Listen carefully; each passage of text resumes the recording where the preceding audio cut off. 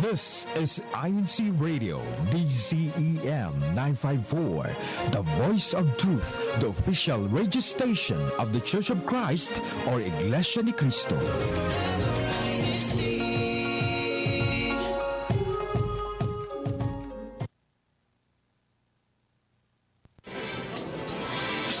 The power conversation.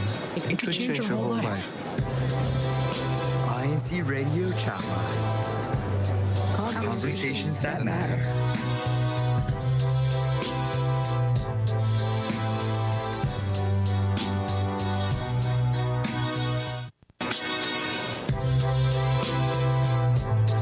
Welcome to INCRadio Chatline. Thank you for joining us here. What if AI were able to try to log into a website? And let's say when it came across, the CAPTCHA, I think that's what it's called, CAPTCHA something, I don't know. But it can't read it because it's technically a robot. So instead, it calls up somebody and says, hey, can you help me with this? I have a seeing impediment. And someone reads the CAPTCHA to the robot, and the robot is now able to get in. Well, that is not fiction. That is reality. That actually happened. You can check it in the news. And so we are going to discuss AI, the uses, the benefits, but also the ethics. What are your thoughts on that story, Arnie?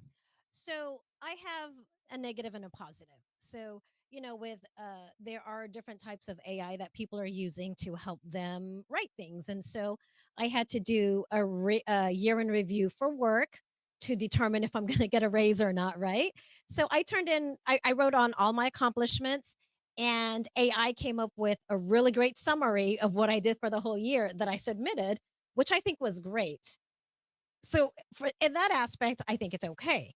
But when you have AI driving people around and there's nobody driving, I think that's kind of scary. Or when you have AI, there was something I saw on social media where they were showing a coffee shop and it showed every single person working there and how many coffees they made. So now they're determining, oh, look, this person is doing a lot of stuff, this person's not. I don't know about AI in that way. Yeah, surveillance kind of gets intrusive. Yeah. We're also joined up in Michigan. What are your thoughts on what we've talked about so far with the AI? What are your initial thoughts? I'm already not like a super big fan of AI. I'm on the end of I'm still warming up to it. There's some stuff that I've seen that's kind of cool in terms of how it's been used medically. Like I think there's an article that I did read on where it helped predict early signs of cancer, and I thought that was interesting. But the other stuff, speaking to other things, where the stuff that I don't like personally is how the creative stuff, like when people it's basically taking from arts from other people and then just meshing. I was like, no, because then what happens to the stuff that I did, and it gets reworked into other people's things. So that's kind of where I'm teetering at the moment. I'm leaning more on I need to warm up to it in different ways. I'm Tony, by the way. Hi, everyone. Yeah, from Michigan.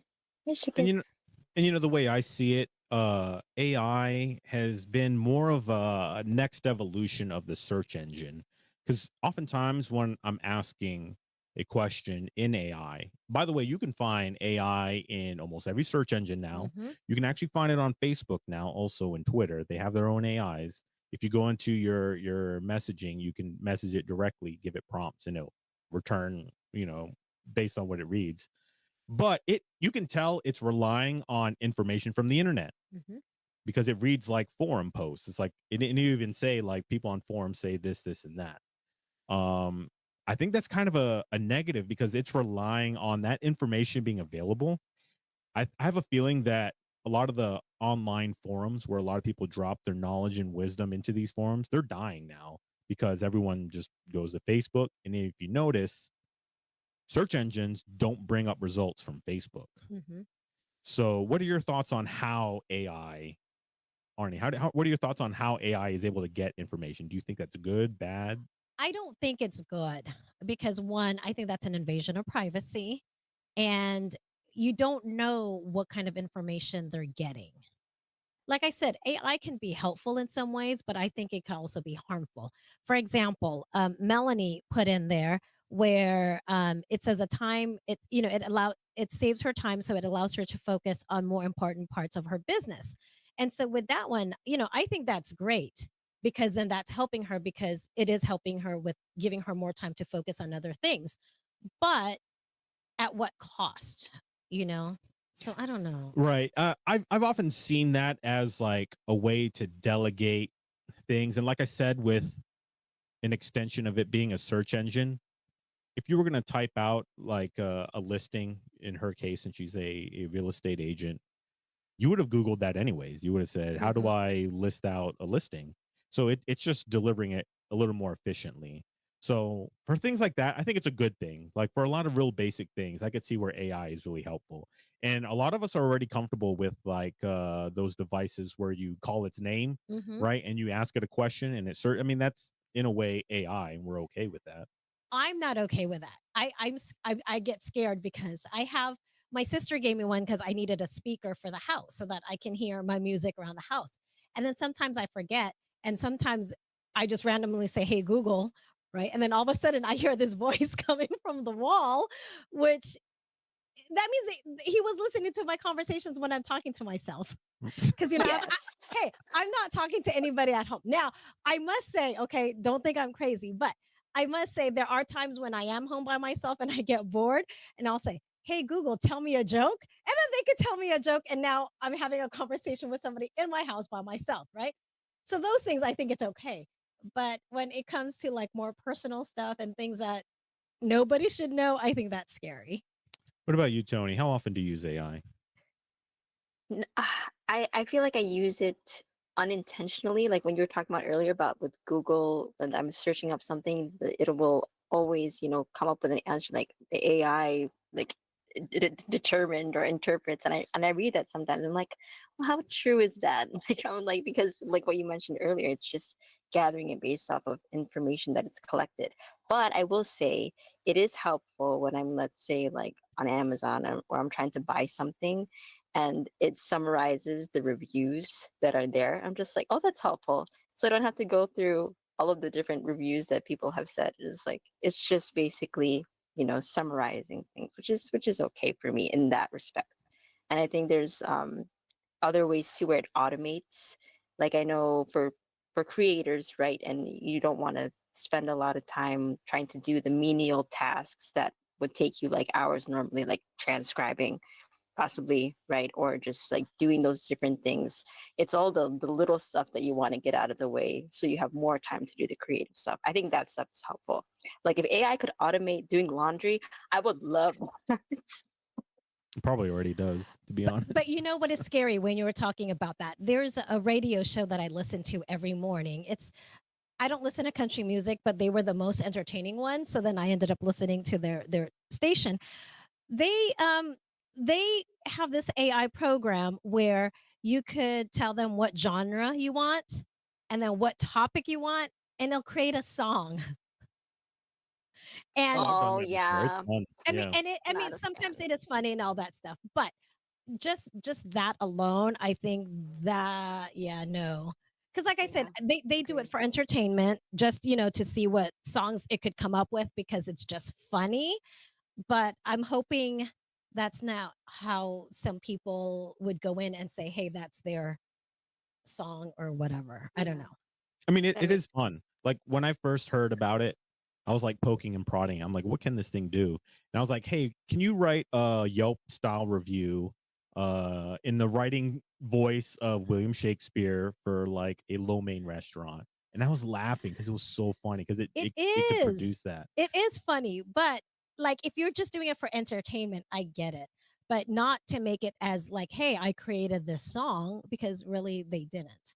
But the thing was, when the DJ was talking, he literally did it in 30 seconds, where he said he wanted a certain genre, and then he talked about a topic, and it came out with a song like really quick.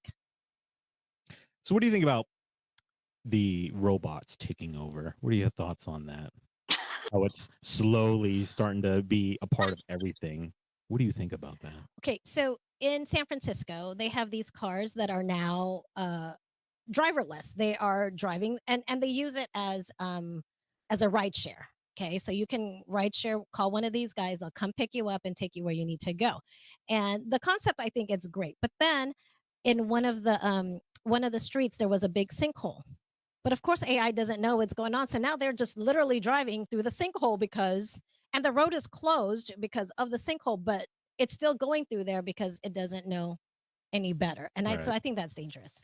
You know, my thoughts on this too is like the amount of computing power that it takes to run the servers to do AI to compile everything for you. Whereas like you and me using our brain, we just run off of food. Like you know, I take in a burger and I create works of art. So Tony, I want to know your thoughts though about also the robots taking over everything. What do you think? I don't know. It seems like they're still pretty limited. I know that's always like one of the biggest fears, right? That we've seen so many movies like created like through that concept and that idea. I don't know that it's to that level like of sophistication, because like what you mentioned earlier on the broadcast, they are still dependent on the information that we are giving them. And I think that's where it is for me that makes me uncomfortable is less about AI existing, but it's just seeing the way that people are coming up with how to use it. Like with any tool, it can always be used for good and for bad, but like when you see how people are kind of like manipulating it to do things, like that's where it's like so it's less about the robot takeover. I don't know about I don't know. That's why I laughed when you mentioned it. I was just like, yeah, that was like one of the first thoughts. Like when it first came out, I was like, oh no. Well, I'm like, I wouldn't fear if AI were truly trying to take over, because have you ever tried to check out groceries on your own at the supermarket? I do it all Okay, the time. I love it. that machine can barely do it without freaking out. Like, what is this? what do What did you you put in mean? there? I don't. What is this? What's going on? So Oh, that's why I'm not so check convinced. out. And like working on a computer, like if I were to work on like a Excel document and I were to like to change the font, sometimes it would just like freeze up, and I'm like, "Oh, really? All I did was like change one little thing and you're freezing up." That's why I'm not convinced that computers can fully be automated. And like you said, they could just drive into potholes without thinking about it, because they're, in the end, they are a dumb form of intelligence. But you know, I refuse to watch those movies where the robots take over because I think that's scary. So I don't even watch any of these movies. I know a lot of people would watch it and just see what it's like, but that's not something I find entertaining at all. You just need a water gun. That's it. You Just think one that's going to super soaker. disengage them as a water gun? Absolutely. Absolutely. I mean, how much would you freak out if you like your cell phone dropped into a puddle, you know? My cell phone could survive if it dropped in a puddle. All right, I'm not sure the robots can. I'm not convinced. Mine can drive mine. I can drop mine in a pool and they'll still be okay. So where do we draw the line when it comes to AI? Should we draw lines? Should we come up I with don't know. ethics? EJ, you want to drop your thoughts there? What are your And thoughts on that no, when it honestly, comes to my AI taking over? I don't know about taking over, but definitely for me personally, I feel like it is kind of a little bit because, like, just recently, you know how easy it is to just put a prompt on like an AI and it'll give you, it'll give you like what you need. Like, let's say you have a question on something, you just put it there and it's quick. You need an essay, you just put it there, like you just ask it to make you an essay on a topic, and it just gives you like I feel like I have such a heavy reliance on it now. And that's like something that I'm trying to like change. Well, like in the end, it's just another form of technology. And Mhm. all throughout history, anytime new technology has come along, like the car, for example, like people were freaking out about the car, and they were like, what's going to happen to our horses? Like, Yeah. it doesn't run on hay and this and that. But, as time goes on, we see these things just get integrated. We adapt to them, we change. Mhm. But that may be good or bad. Tony, what are your thoughts on that? Like on the movement of technology throughout history, do you think we will be able to keep up with AI, or robots take over and be outsmart us one day. I hope not.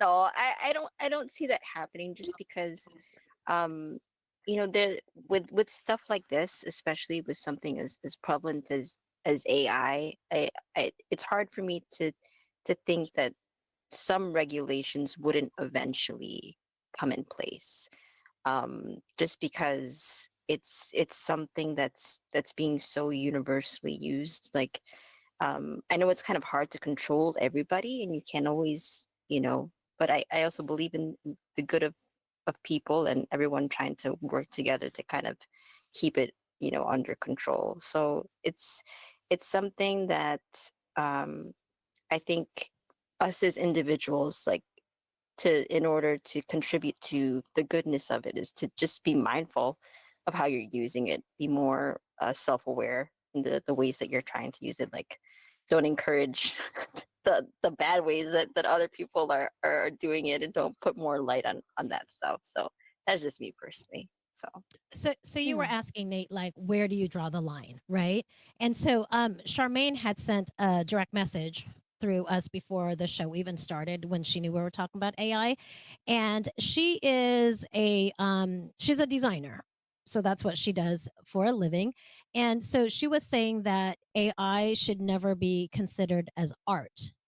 And that I do have to agree with her, because she says whenever AI does anything with art, it's usually stolen artwork in the background, and then they create, and then they create images and other stuff like that. So where you said, I think that's true, because with AI there is no creativity.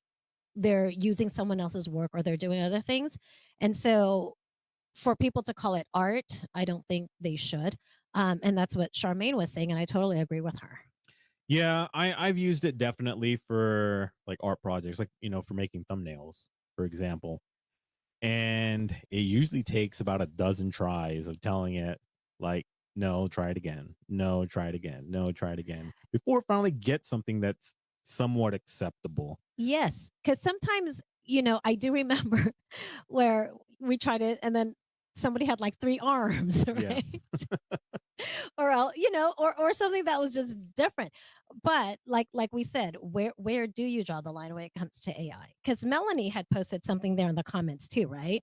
So where it says it's possible that AI can eventually kill human creativity, You said right? kill, and I got worried for a sec. Because if humans become too reliant on AI, it will get to the point where art and creativity won't be the same. So that I totally agree with. And she's kind of going along the lines of what Charmaine had said. And that's where it makes sense. Like when we talk about balance, like it was like when the calculator came out and was becoming more prevalent in schools. I remember teachers saying, like, well, what if the power goes out? Well, in reality, the power goes out, everyone just goes home.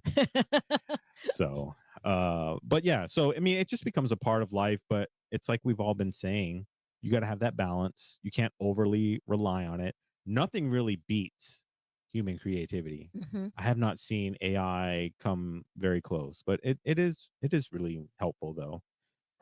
So any other comments? You see any? Oh, I got this one from Renz Diaz.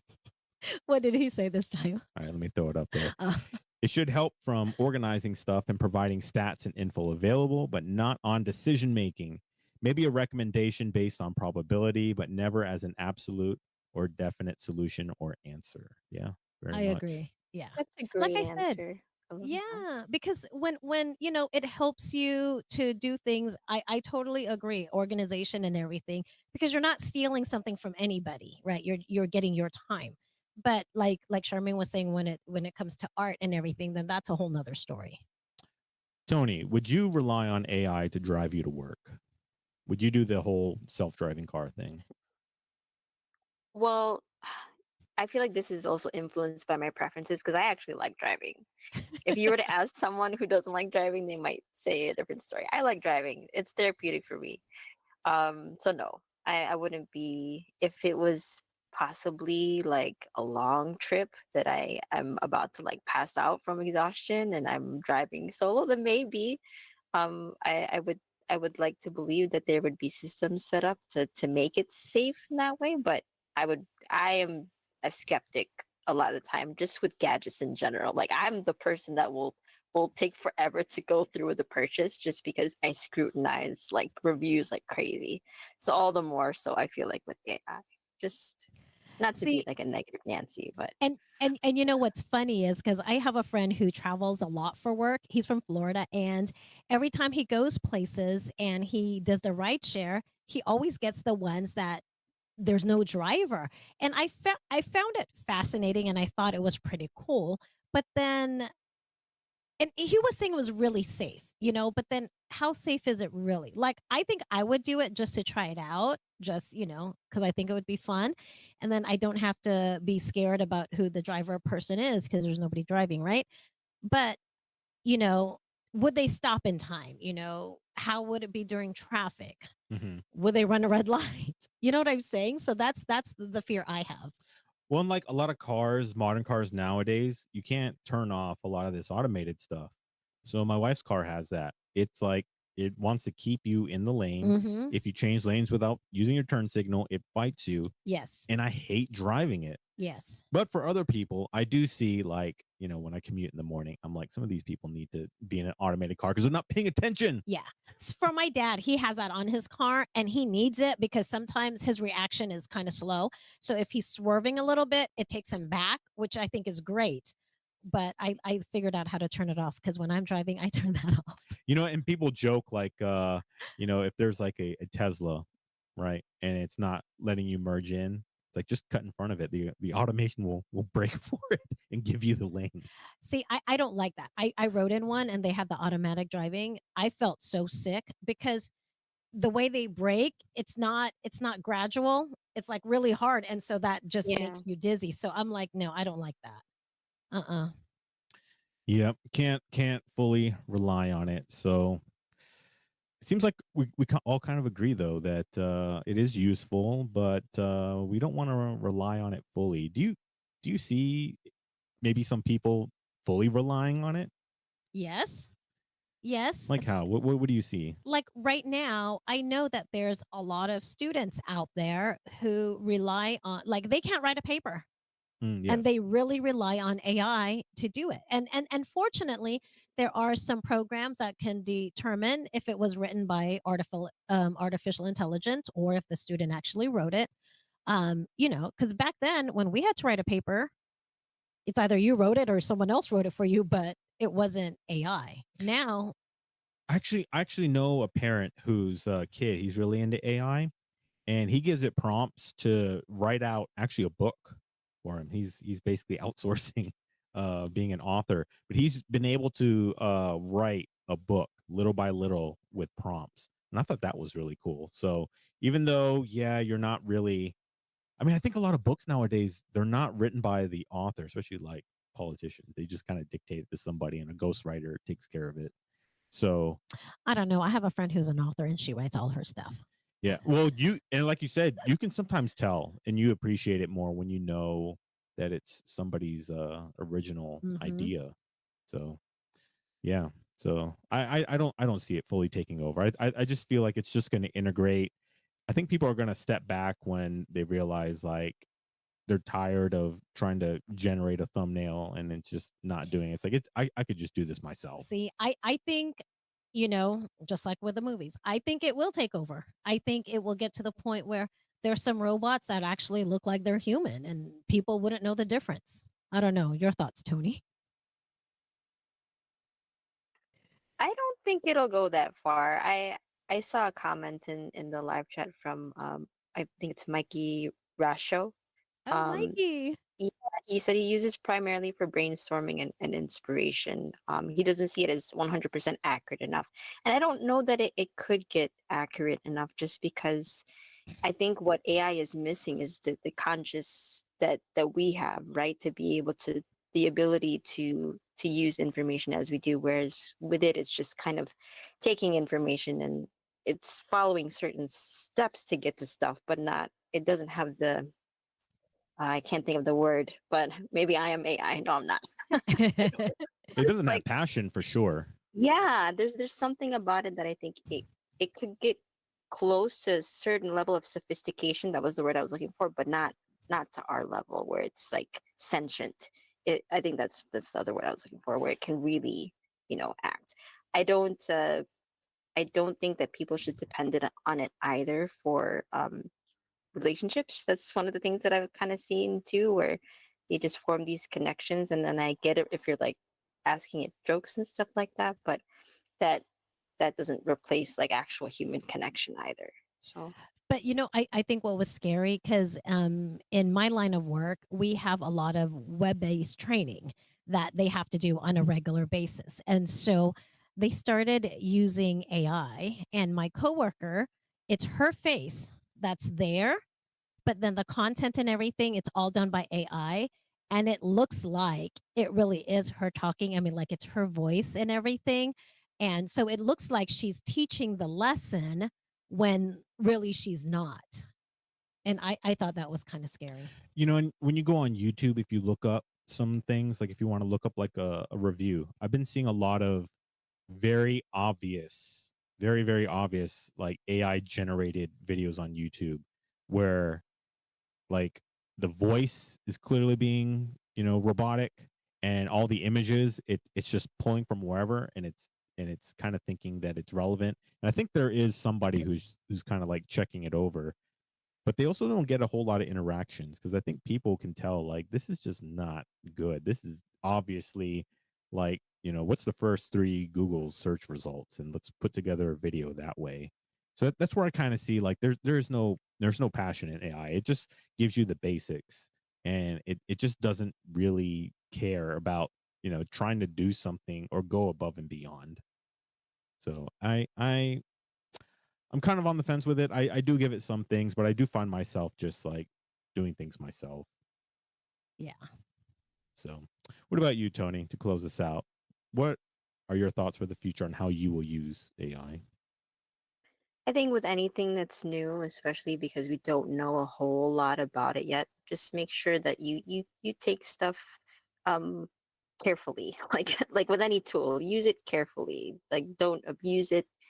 Be mindful of how you're using it and the spaces that you're using it. What's your intention? Always go back to that stuff. Like why are you using it in that way? Like use it for the right reasons. Use it to help you and not to cut corners or to do unethical things that you know no one would really want you things that you wouldn't want to be caught like doing, right? If that makes sense. So yeah. Yeah. And, there's no replacement for, human connections with others, even though people are imperfect. I mean, that's kind of what makes life, interesting. It's what makes life, not mundane, like telling AI, hey, just give me exactly what I want all the time. So those are my final thoughts on that.